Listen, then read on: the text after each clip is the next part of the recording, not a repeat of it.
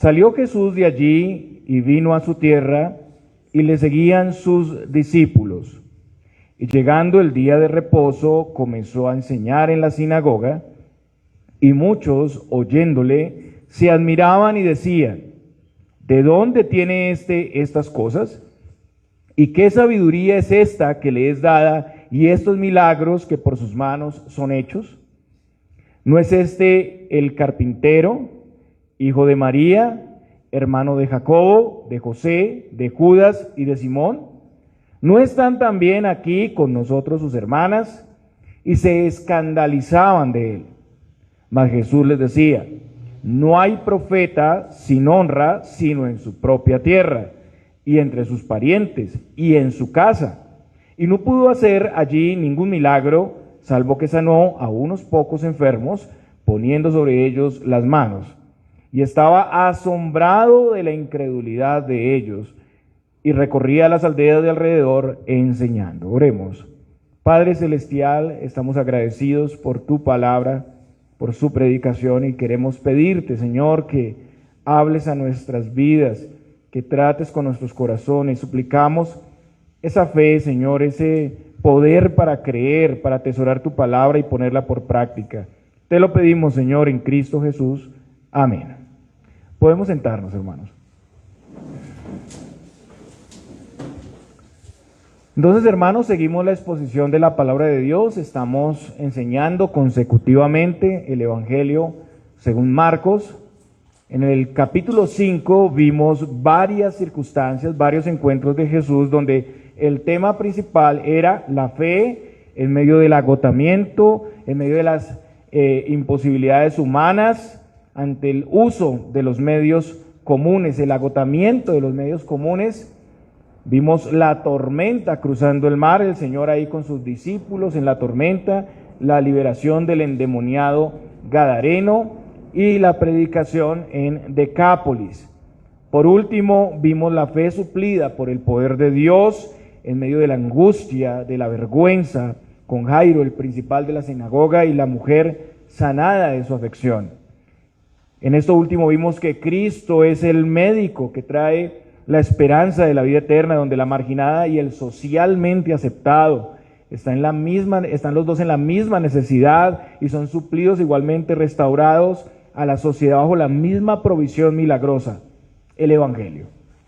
Entonces son situaciones prácticas y también situaciones portentosas donde podemos ver la fe en ejecución. Esta fe, aunque era imperfecta porque hay temores, hay necesidad de ánimo, hay necesidad de confianza permanente, pues expresa, se ve aquí con claridad. Es el último recurso ante la imposibilidad humana. Y es una fe animada, es una fe sostenida por el Señor. Ahora, lo que vamos a ver en este capítulo es mayormente el tema de la incredulidad. Empezamos una nueva sección y cambiamos de la fe ahora a la incredulidad, a la falta de fe. Entonces, el día de hoy vamos a ver un solo punto, y es la expectativa y el menosprecio de los más cercanos. Y esto es sencillamente, hermanos, una mala interpretación de la identidad del Señor. Es un enfoque equivocado, buscando las cosas que no son en el Señor y en la iglesia. Y vamos a ver la misericordia enorme del Señor. Versículo 1. Salió Jesús de allí y vino a su tierra, y le seguían sus discípulos. Entonces el Señor, hermanos, como sabemos, había nacido en Belén de Judea, pero recordemos que desde su infancia Él fue a vivir a la región de Nazaret, allá en Galilea, y esto sucedió en cumplimiento de una profecía que está en Mateo 2:23, donde se decía que Él debía ser llamado Nazareno. Y al iniciar su ministerio, Él había ido a vivir a Capernaum, como vemos en Mateo 4:13, y ahora el Señor sale de la casa de Jairo, que fue el anterior contexto. Él está en Capernaum y de nuevo vuelve a su tierra, vuelve con sus discípulos. El Señor fue llamado en su ministerio Nazareno, y este nombre llegó a ser un término más bien despectivo, como lo vemos en las palabras de Natanael. De Nazaret puede salir algo bueno, decía Natanael. Entonces llegó a ser más bien no como un título, un reconocimiento especial, sino más bien un término despectivo. En segundo lugar, el Señor va a su tierra y lo primero que busca es la sinagoga. Y llega en el día de reposo. El pasaje dice, y llegando el día de reposo comenzó a enseñar en la sinagoga. Como ya hemos visto, la sinagoga era el lugar de reunión y adoración de los judíos. La sinagoga se originó durante el cautiverio babilónico y llegó a ser el sustituto del templo en las comunidades locales. Entonces, como el templo estaba en Jerusalén, no todos podían ir hasta Jerusalén, entonces la sinagoga cumplía un rol religioso, pedagógico en todas esas regiones distantes.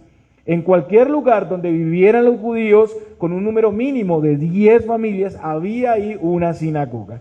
También era el día de reposo, era el Sabbat, el día apartado por el Señor. Todo el pueblo judío, los prosélitos, que eran los convertidos de otras religiones al judaísmo, estarían reunidos ahí en la sinagoga para escuchar la palabra de Dios y adorar al Señor. En la sinagoga se hacía el culto al Señor, se oraba, se leían e interpretaban las escrituras al pueblo de Dios y se citaba, como hacemos nosotros con el credo, la Shema, que era asimismo como el credo de los judíos ahí.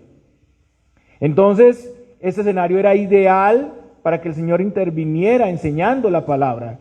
Y por lo general el líder, el principal de la sinagoga, así como lo era Jairo, escogía a uno de ellos o un invitado especial calificado para dar la enseñanza de la palabra. En ese caso el Señor fue designado para dar la enseñanza, ya que era conocido de todos, ya que se había criado ahí en Nazaret, pues este era el más indicado. Eso muestra el lugar que hasta el momento tenía el Señor entre las personas de Nazaret.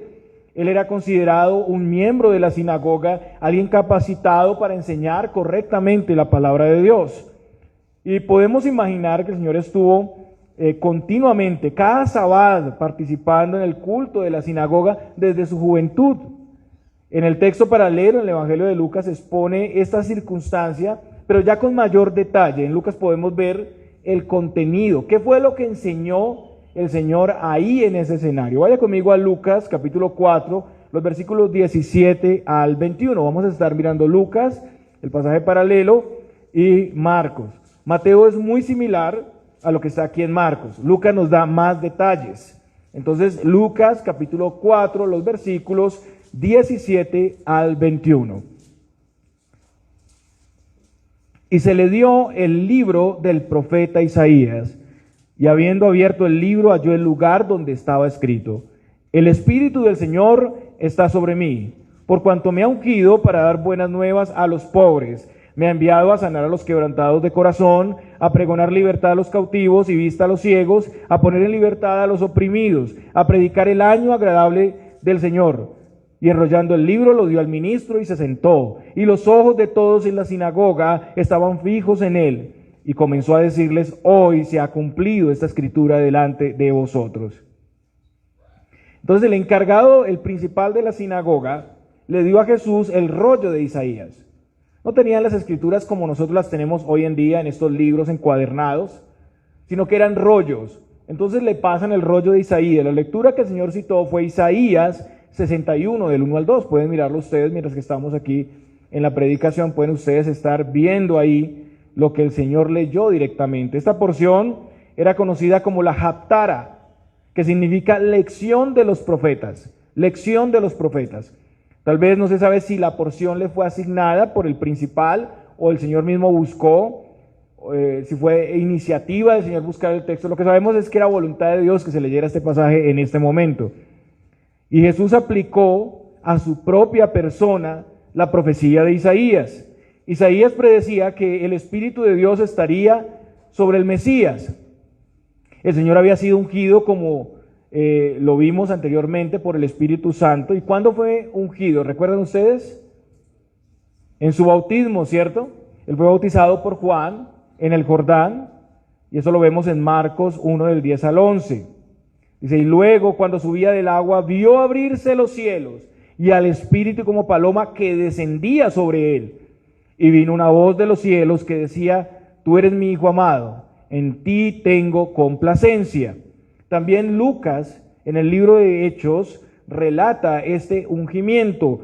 Hechos 10:38. Hechos 10:38 dice, como Dios ungió con el Espíritu Santo y con poder a Jesús de Nazaret, y como éste anduvo haciendo bienes y sanando a todos los oprimidos por el diablo, porque Dios estaba con él. Entonces Jesús fue ungido, el Señor recibió el bautismo de Juan, inmediatamente tenemos el bautismo o el ungimiento del Espíritu Santo que viene o desciende sobre él como paloma, y fueron dos bautismos entonces, uno de Juan usando como elemento el agua, y uno de Dios Padre usando como elemento el Espíritu Santo. Y el Padre en el bautismo aprueba la identidad, su relación filial y el ministerio del Mesías. Y ese ungimiento tenía un propósito, y era capacitarlo para el ministerio que iba a ejecutar como el Mesías, para ejecutar su oficio de profeta, sacerdote y rey. Hasta ese momento el Señor no había iniciado su ministerio. Él estaba junto a Juan el Bautista allá en la región de Perea, lo acompañaba, pero no había iniciado formalmente su ministerio. Solo a partir del bautismo el Señor inicia su ministerio, y como saben ustedes, Él fue llevado a ser probado en el desierto después de eso. Él era el profeta como Moisés que vendría.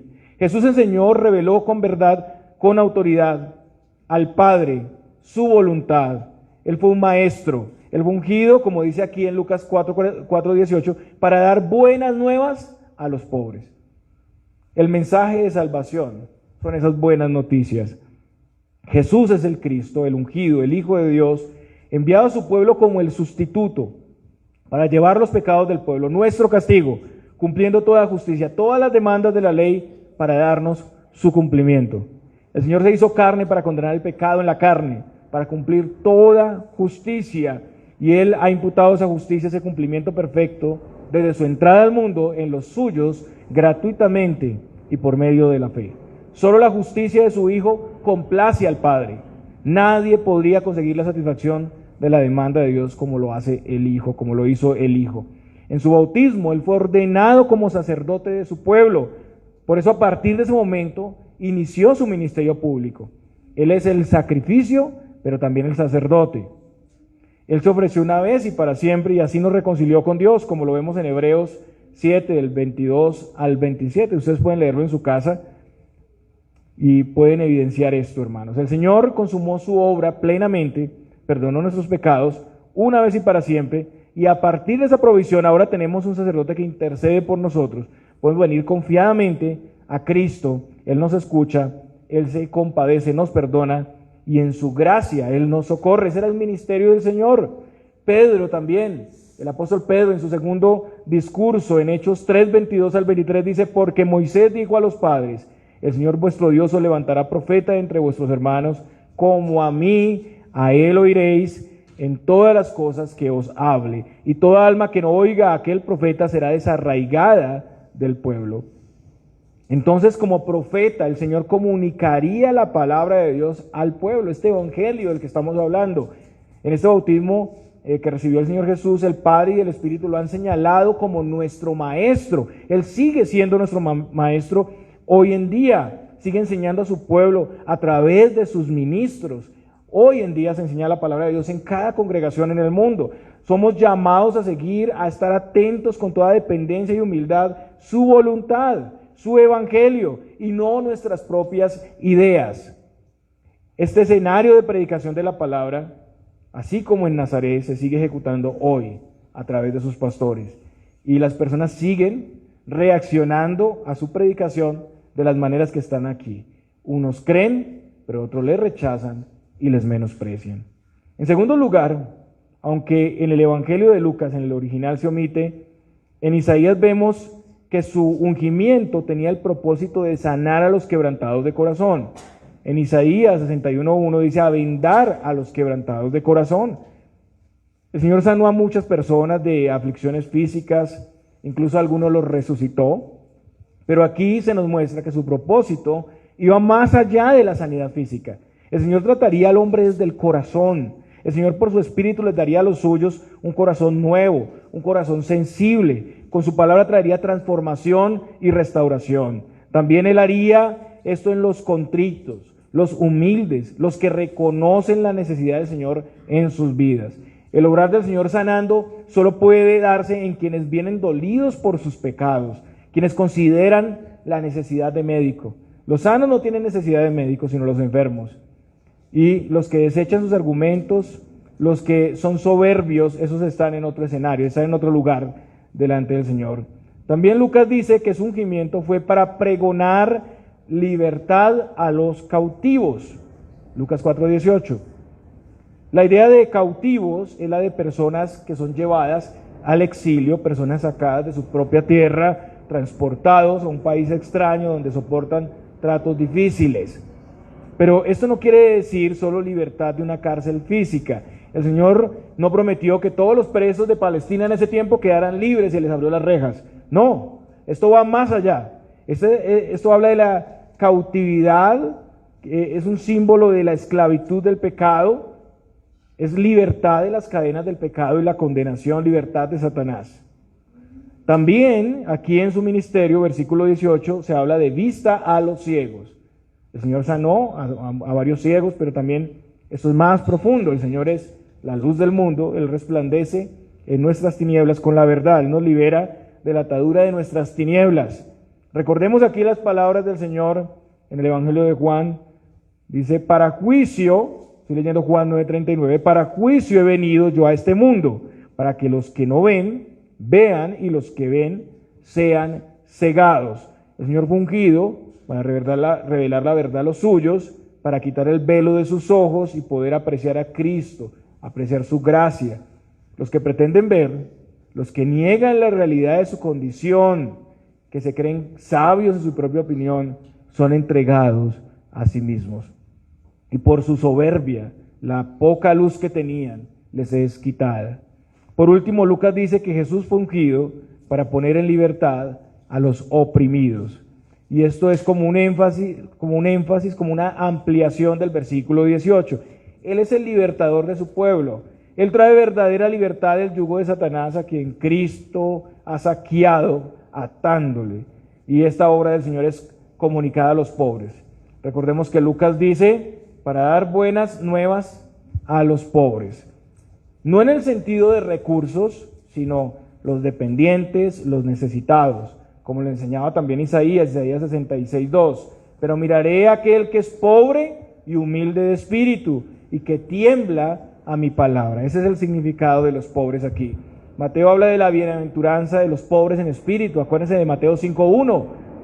Estos son los contritos, los mansos, los que tienen hambre y sed de justicia, los que han sido tratados por el Espíritu para recibir el Evangelio, sin interponer nada a qué aferrarse. Unos son como los pobres en espíritu y otros en la predicación son como los soberbios y prejuiciosos. Preguntémonos, hermanos, ¿en qué lugar estamos? Preguntémonos cómo reaccionamos ante la predicación de cada enseñanza. Si venimos a la enseñanza con predisposición, con soberbia, en este tiempo, esta gloriosa dispensación de la manifestación del Mesías ungido a su pueblo, se muestra el año agradable, porque ahí dice en el versículo 19, a predicar el año agradable del Señor, era un tiempo específico, y aquí la figura es la del año de jubileo, donde según Levítico 25:8 debía hacerse sonar la trompeta, proclamarse libertad en todo el país. Entonces es un símbolo de la manifestación del Mesías, donde por medio de la fe se recibe verdadera libertad, libertad de la esclavitud del pecado, de las demandas de la ley que no podríamos nunca cumplir por nuestra condición, libertad para vivir de acuerdo a la voluntad de Dios por su poder, libertad del pecado, de la culpa, de la condenación, del temor de Satanás. Como el Señor lo dice en Juan 8:36, así que si el Hijo libertare, seréis verdaderamente libres. Siendo redimidos, comprados a precio de su sangre, somos libres de la esclavitud y además somos hechos hijos, destinados a la más gloriosa herencia, donde ya tenemos las arras, desde ya empezamos a disfrutar en parte de esos beneficios que tendremos por la eternidad. Jesús, hermanos, ha venido a predicar de su manifestación, de este tiempo glorioso. Y nosotros, hermanos, a partir de este año, como dice ahí, en este momento, pues fuimos tremendamente bendecidos y seguimos siéndolo cada vez que se escucha la palabra, este evangelio que tuvo lugar ahí, como Cristo murió, resucitó y ascendió a los cielos. Entonces hasta aquí tenemos la lectura del pasaje que hizo el Señor, ¿cierto? Y yo lo estoy aquí explicando y ampliando para ustedes. Después de esto, el Señor concluye su participación, entrega el rollo al ministro y se sienta. Y ante las palabras del Señor, todos estuvieron atentos. Todos están a la expectativa. Y lo que levanta controversia fueron las palabras del Señor.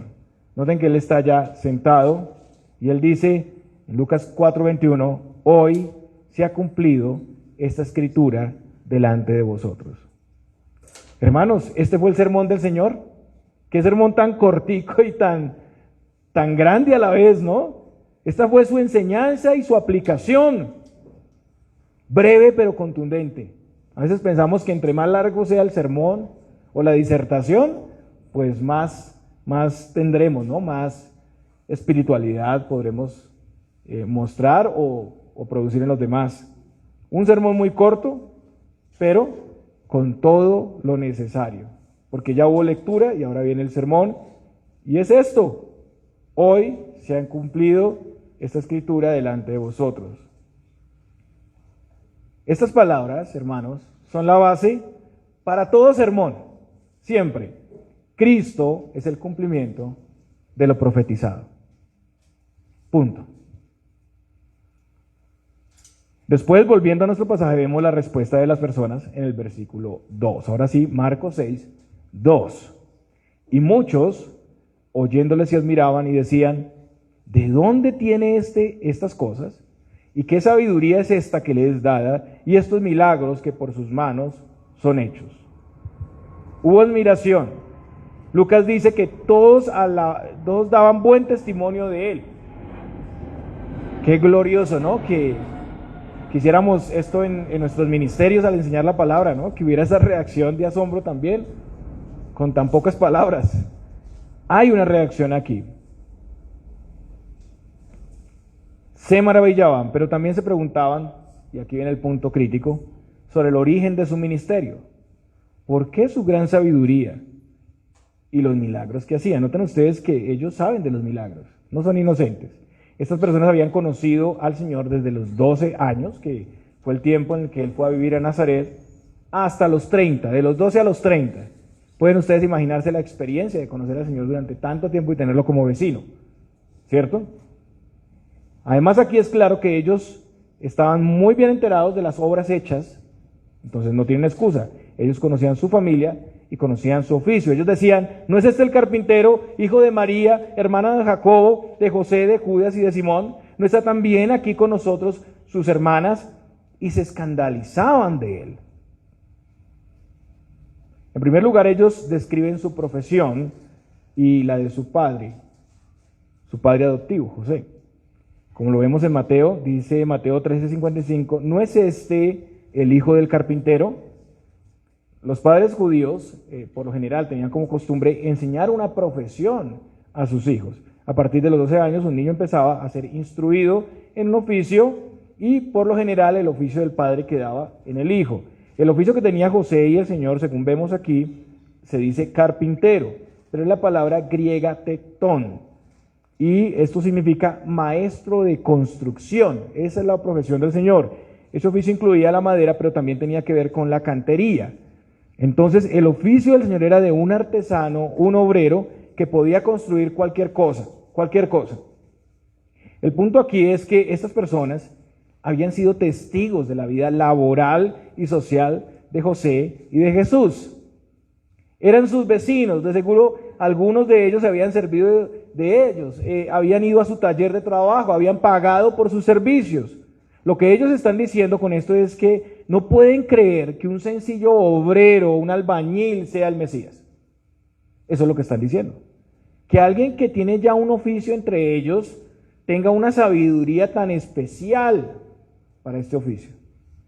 Para ellos solo los eruditos judíos, la élite de Israel, los escribas, los fariseos, los sacerdotes podrían ostentar un lugar tan prominente.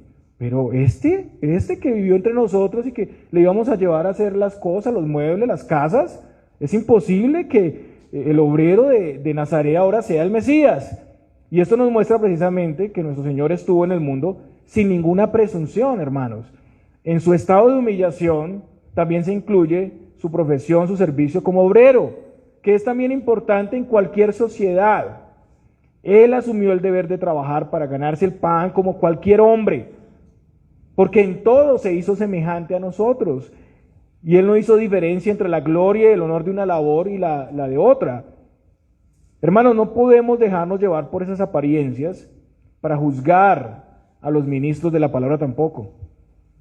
No podemos ser dominados por este tipo de expectativa equivocada. Eso es lo que ve el mundo lo ve de esa manera, pero no deberíamos nosotros hacer esto. Preguntémonos si le restamos valor a la enseñanza del Evangelio porque no vemos en el portavoz, en el ministro, lo que esperábamos ver socialmente, ¿no? Hace un tiempo, yo no era pastor todavía, pero estaba estudiando en el seminario, y recuerdo que una secretaria ahí me dijo que algunos pastores tenían éxito porque habían estudiado otras carreras, que tenían éxito en el ministerio y que tenían grandes ministerios porque ellos pues habían estudiado filosofía o eran periodistas o habían estudiado otras carreras. Pero eso no es así, hermanos, ese no es el punto. Pues esto pasó con el Señor. En segundo lugar, aquí es más que claro que se describe un núcleo familiar. Como ya lo hemos visto, el Señor tenía 4 medio hermanos y por lo menos, según el pasaje, 2 medio hermanas. Nacidos de la misma madre, ¿cierto? Es claro que después del nacimiento del Señor, María y José tuvieron hijos e hijas. Para ese momento posiblemente José pues ya había muerto, pero era conocido por sus vecinos. Su familia era tan conocida para sus vecinos que ellos sabían incluso sus nombres, por lo menos el de los varones, que eran los que tenían un rol abierto en esa sociedad.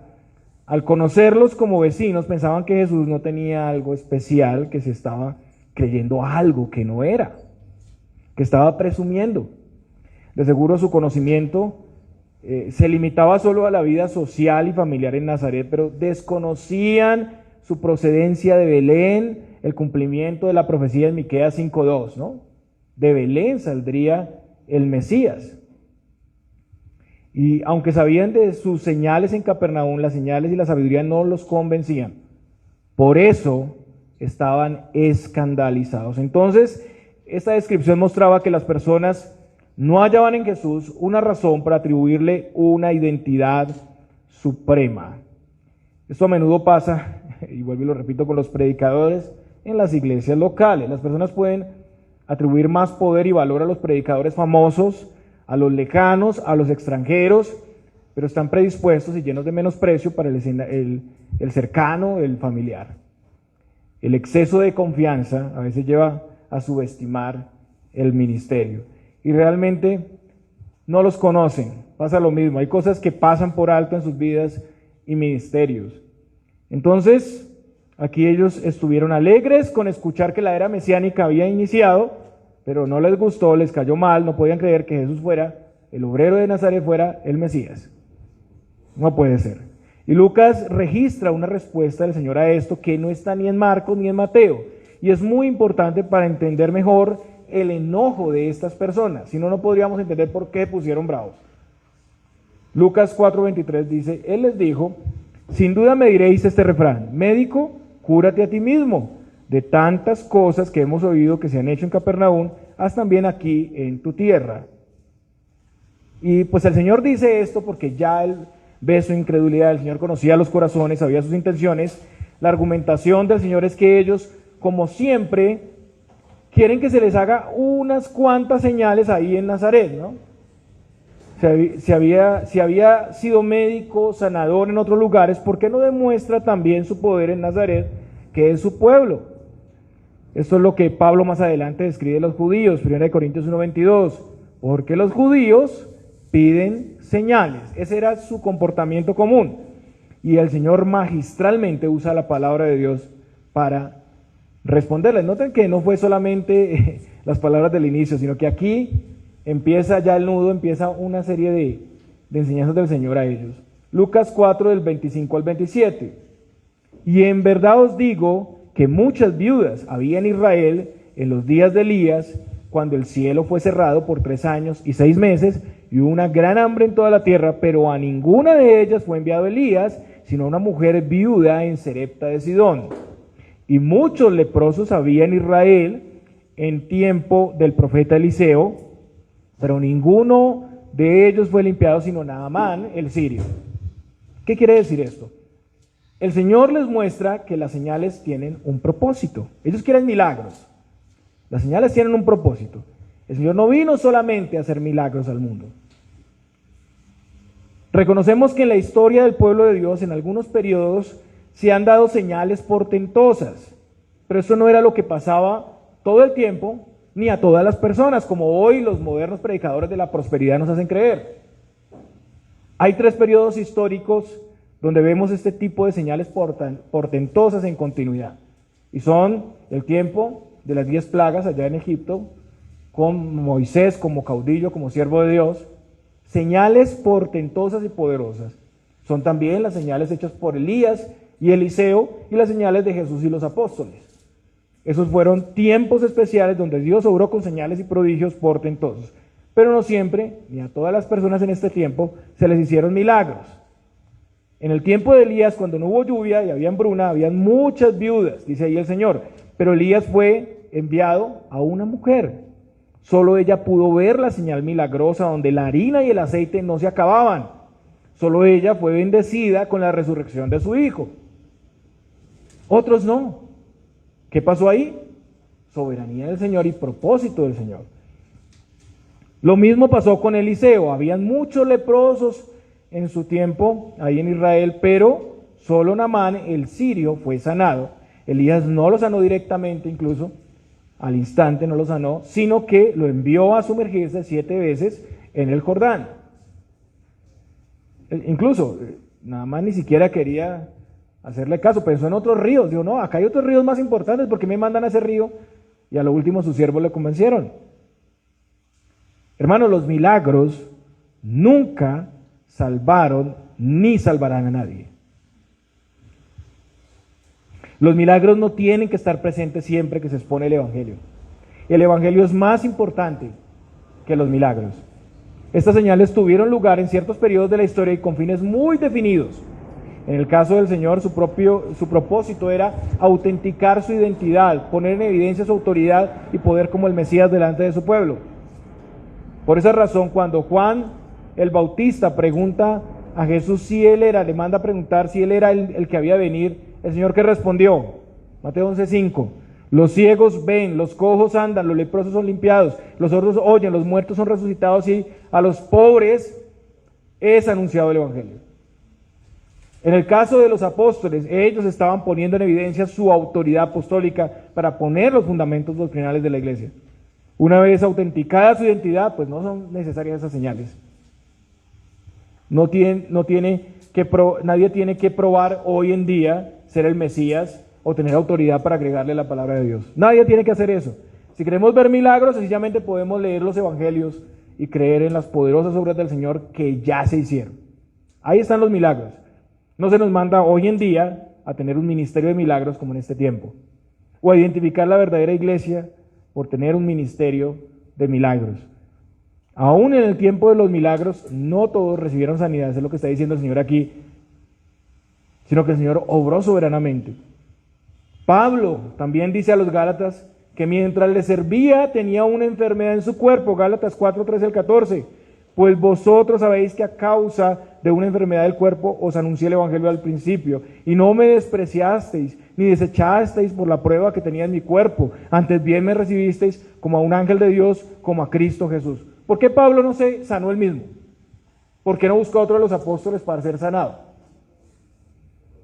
¿No era el propósito del Señor? No en todos los casos hubo sanidades, como nos hacen creer hoy en día. Pablo dice que se gloría, 2 Corintios 11:30, en su debilidad. Si es necesario gloriarse, me gloriaré en lo que es mi debilidad. En Filipenses 2:25 al 27 ustedes recuerdan a Epafrodito, un siervo de buen testimonio, un siervo útil para Pablo, pero que enfermó y de muerte, estuvo muy enfermo, casi muere. ¿Por qué Pablo, siendo su amigo, no lo sanó? Eso está en Filipenses 2:25 al 27. ¿Por qué no lo sanó? No era la voluntad del Señor, no en todos los casos había eso. En 2 de Timoteo 4:20 vemos que Pablo deja a un amigo suyo también, un servidor, a Trófimo, enfermo en Mileto. ¿Por qué no lo curó? ¿Por qué no lo curó? Si él tenía el don de sanidad. Y también Pablo recomienda a Timoteo usar un poco de vino, un medicamento prácticamente para su estómago. Y nos preguntamos por qué Pablo no lo sanó instantáneamente. No es tan sencillo como nos lo enseñan hoy en día, que es cosa de fe. ¿Será que Timoteo, el pastor de Éfeso, no tenía fe? ¿Será que estos hombres que se nombran aquí, Pablo mismo no tenía fe para ser sanado? Entonces este es el mensaje que el Señor les está dando a ellos. Es el año agradable al Señor. Por eso hay señales, prodigios y milagros. Es claro que las señales tenían un propósito muy definido y era algo muy secundario, apuntaban siempre a una realidad mayor, la autoridad, identidad del Señor y el ministerio apostólico después. Una vez que el propósito de las señales se dio, esas señales se hicieron menos notorias. Entonces los oyentes del Señor en Nazaret, como muchos hoy en día, tenían la vista en las cosas secundarias y temporales y no en lo realmente importante. Y muchos de ellos se airan cuando les decimos esto. Muchos se molestan cuando les decimos esto.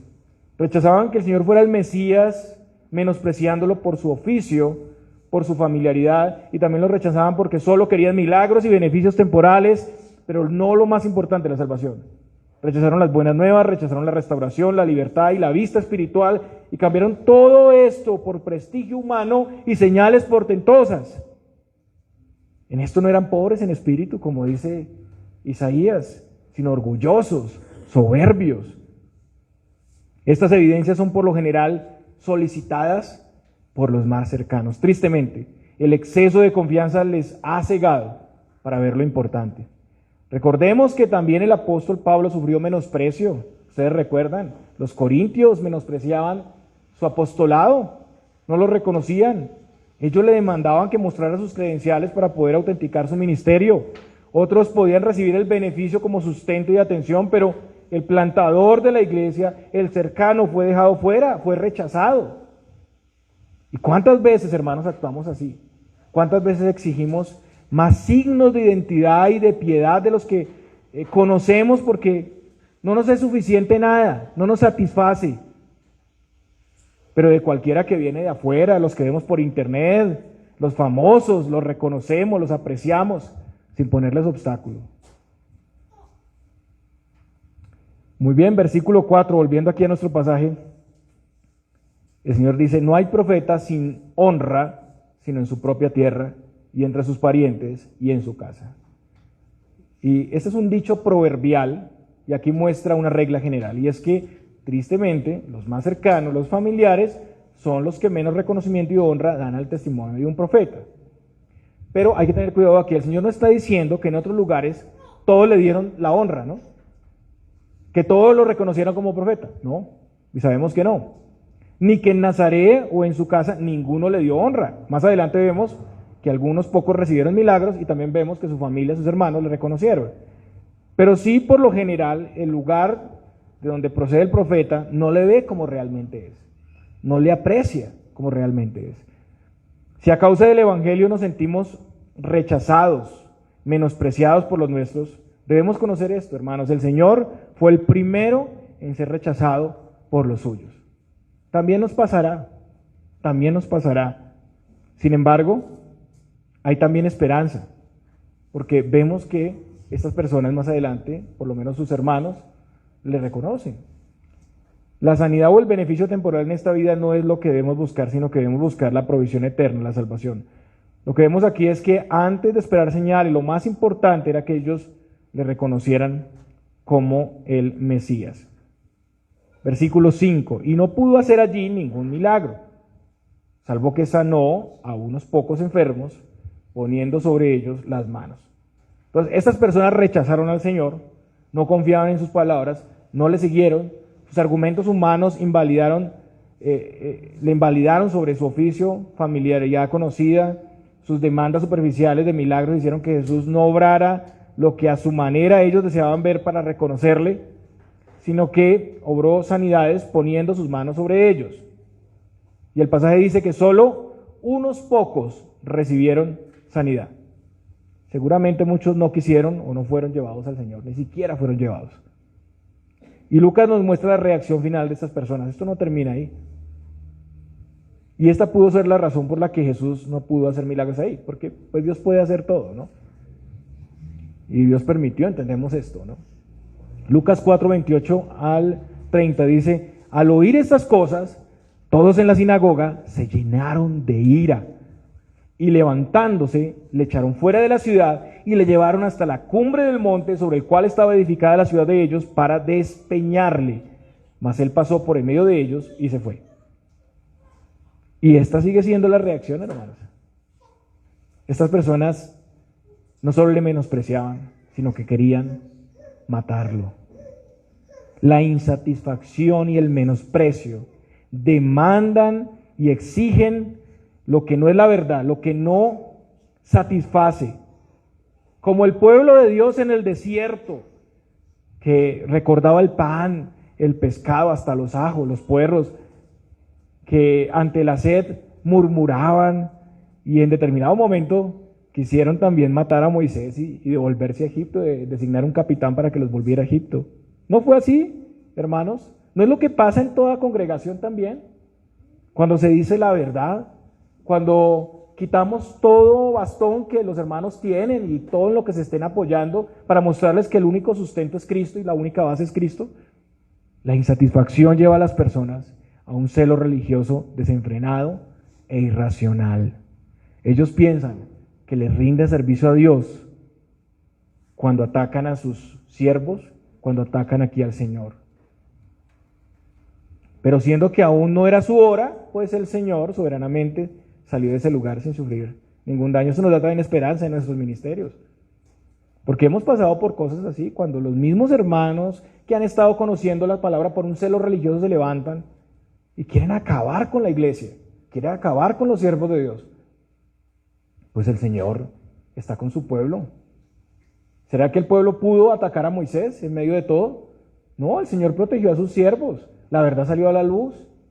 Eso no pasa, hermanos. La iglesia sigue adelante. Aunque celebren un funeral sobre nosotros y sobre su pueblo, la iglesia tiene que seguir y avanzar. Nadie pudo hacerle nada. Y esto es muestra de su poder. Noten ustedes la misma reacción en lo que pasó en Decápolis. Ellos le pidieron que se fuera, ¿cierto? Y los de Decápolis, al ver su poder liberador, su pérdida material, lo hicieron, ¿cierto? Lo echaron de ahí de sus territorios.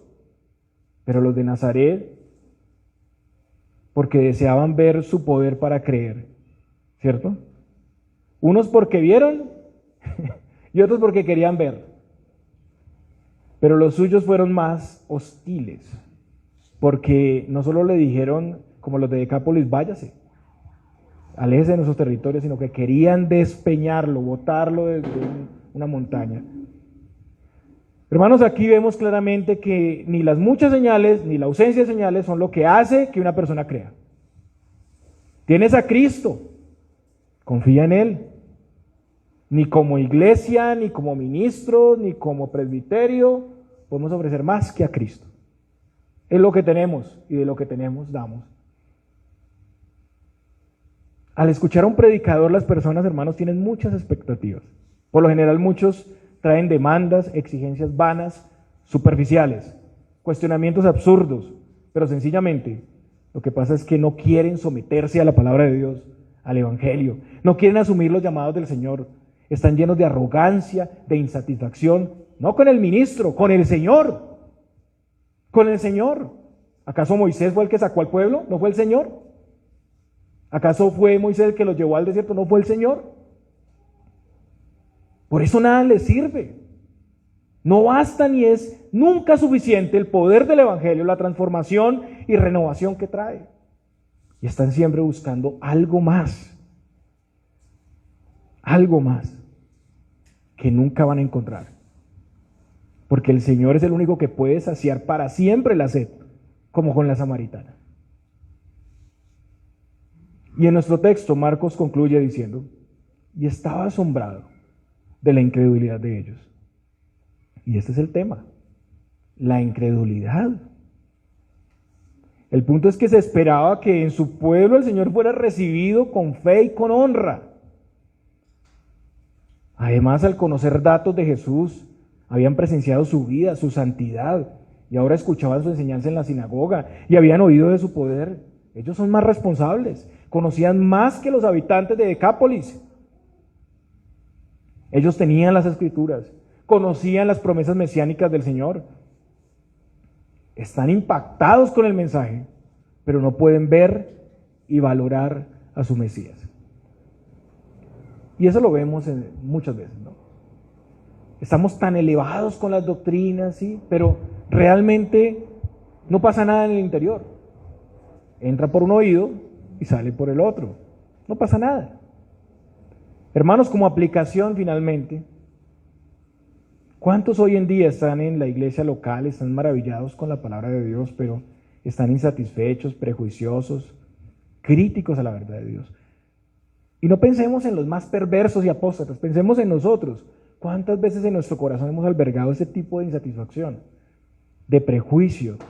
¿Cuántas veces hemos estado críticos? Y solo nos importa enfocarnos en la crítica. ¿Cuántos hoy en día buscan un evangelio más elevado y poderoso para tener seguridad? Muchos van de iglesia en iglesia insatisfechos con el mismo Cristo. Para estos, el Cristo que se les ha ofrecido no es suficiente. Hermanos, hoy en día Cristo es igualmente rechazado por los más cercanos. Por los más cercanos, las mismas personas de la iglesia. Y no solo por los milagros, sino cuando no se valora la iglesia del Señor, cuando nuestras expectativas sobrepasan y añaden lo que el mismo Señor ha definido en su palabra. Muchos tienen sus ojos puestos en lo superficial, vienen predispuestos para predisponer también. Y ese es un escenario adverso, no apto, donde la soberbia y el orgullo reinan.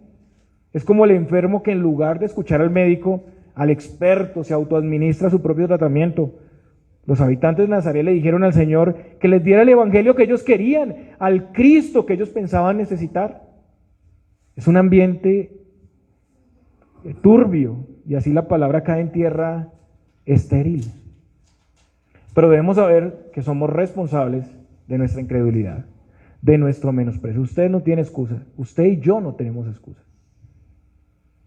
Las personas pueden, como estos judíos, ser muy religiosos, guardar meticulosamente el día del Señor, tener mucho celo, pero pueden estar sacando a Jesús de sus territorios, pueden estar cerrándole la puerta en la cara.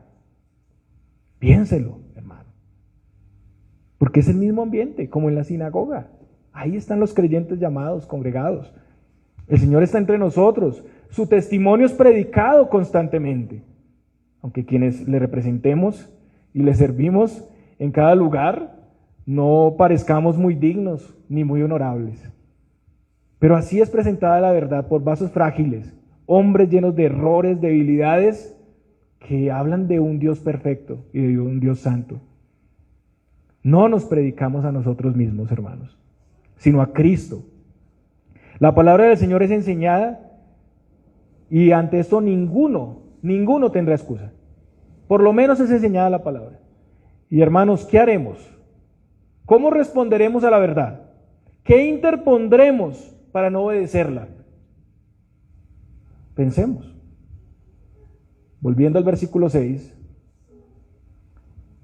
como su testimonio no fue valorado por ellos, pues miren lo que dice el Señor, y recorría las aldeas de alrededor enseñando. Y este es nuestro último punto, la gran misericordia, y es la conclusión.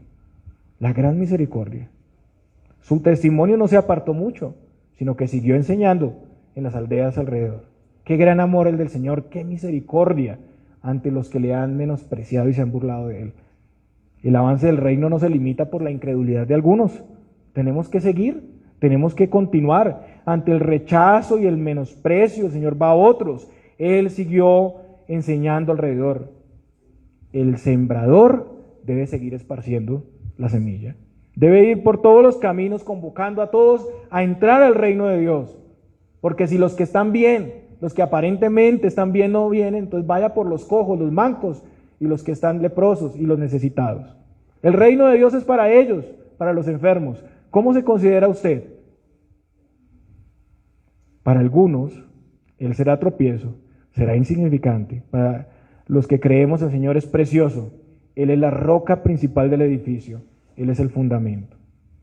Estamos llamados a escucharle, a recibir su palabra con corazón sencillo y humilde, a acercarnos confiadamente, pero también con temor y temblor, que nuestra confianza no nos enceguezca, que nuestro conocimiento no nos vuelva duros de corazón, porque a veces entre más conocemos, más duros somos. Entre más teología, entonces más nos alejamos y nos volvemos presuntuosos. No, entre más doctrina, más humildad, más sencillez y más temor. A ser agradecidos, apreciando y atesorando lo que Él nos concede en su misericordia, dejando de lado todo deseo superficial, toda añadidura. Hermanos, Cristo es nuestro hermano mayor. Nosotros somos sus familiares cercanos. ¿Qué haremos con Cristo? ¿Qué haremos con el Señor? ¿Lo apreciaremos, lo atesoraremos y lo amaremos por siempre? ¿O lo rechazaremos?